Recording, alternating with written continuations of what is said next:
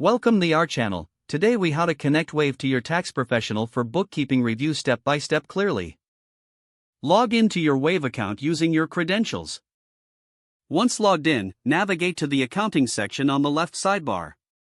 In the accounting section, click on transactions to access your financial data. Locate the option to invite a tax professional or bookkeeper. Click on the Invite a Person button. Enter the email address of your tax professional in the designated field. Select the appropriate permissions for the bookkeeper. Consider granting access to view transactions and manage accounts, depending on your needs. After setting the permissions, click the Send Invite button. Your tax professional will receive an email invitation to join your Wave account. Instruct them to check their email and accept the invitation.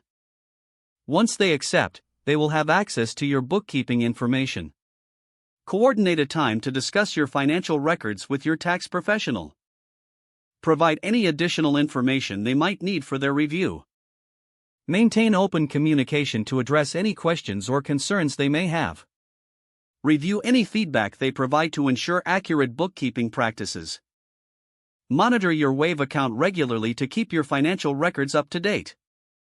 If the page does not load, refresh the browser or try again in a private or incognito window. Make sure you are using the correct email address, then retype it carefully to avoid small typos. If your password is not accepted, use the reset option and create a new strong password you can remember. Check your spam folder for verification or security emails, then complete any requested confirmation steps. Enable two-factor authentication if available to improve account security and reduce unauthorized access risk. After signing in, review your profile details so your contact information and settings are accurate and current. If you see an error message, note it down and try again after restarting your device and internet connection. Log out when you finish, especially on shared devices, to keep your account and payment information secure. If the page does not load, refresh the browser or try again in a private or incognito window.